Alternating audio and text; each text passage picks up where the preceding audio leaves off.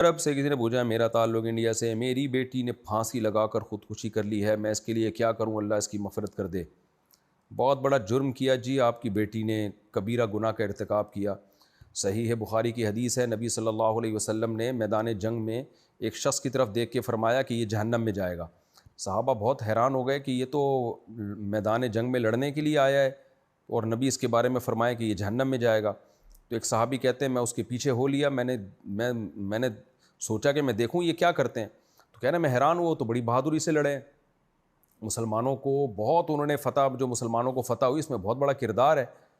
تو کہتے ہیں لیکن میں پھر بھی تعاقب میں لگا رہا کہ نبی کیوں کہہ رہے ہیں کہ یہ نار میں، آگ میں جائے گا یہ شخص، بلکہ حدیث کے الفاظ ہیں کہ نبی نے اس شخص کی طرف اشارہ کر کے فرمایا کہ جو شخص دنیا میں کسی جہنمی کو دیکھنا چاہتا ہے اس شخص کو دیکھ لے۔ تو صحابہ اس پر حیران ہوئے کہ بھئی یہ تو لڑنے کے لیے آیا ہے اللہ کی راہ میں۔ تو وہ صحابی کہتے ہیں میں اس کے پیچھے پیچھے رہا، جہاں تک کہ جب دیکھا نا وہ بہت بہادری سے لڑا وہ شخص اور زخموں میں چور ہو گیا۔ تو جب وہ بالکل دیکھا اس کے اتنے زخم لگے تھے کہ شدید تکلیف میں تھا، تو اس نے کیا کیا کہ اپنی جو ہے نا وہ تیر نکالا، ایک کمان، اس سے جو تیر کا وہ رکھنے کا برتن ہوتا ہے نا جو بھی، تو اس سے اس نے تیر نکالا اور اپنے سینے میں لگا کے آر پار کر دیا، اور ایک روایت میں آتا ہے اپنے گلے کو کاٹ دیا اس نے۔ تو خودکشی کی مطلب یہ۔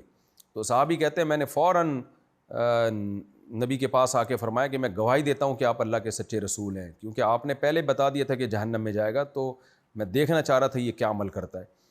تو جمہور اسی طرف ہے، وہ منافق تھا، تو اس لیے آپ صلی اللہ علیہ وسلم فرمائیں ان اللہ لا یؤید ھذا الدین برجل فاجر، بعض دفعہ اللہ برے لوگوں سے بھی دین کی خدمت کا کام لے لیتا ہے۔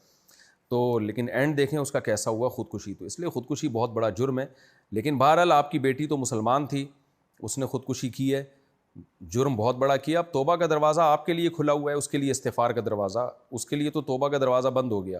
تو باب یہی ہے کہ اس کے لیے خوب دعائیں مانگیں، صدقہ خیرات کریں، اللہ کی رحمت سے امید لگائی جا سکتی ہے کہ شاید اللہ معاف کر دے۔ اس کے لیے توبہ کا دروازہ بند ہوا، لیکن آپ کے لیے دعا کا دروازہ بند نہیں ہوا۔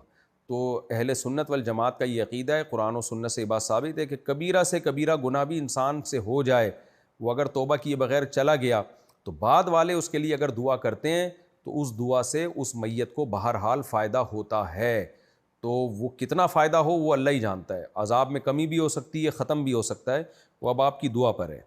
باقی اس کو اب ٹینشن آپ ذہن میں نہ رکھیں، ایک دفعہ تسلی سے اس کے لیے رو رو کے دعا مانگ لیں، صدقہ خیرات کر دیں، اور پھر اس غم کو ہمیشہ کے لیے بھول جائیں اور سوچیں ما قدر اللہ، جو مقدر میں تھا ہو گیا بس۔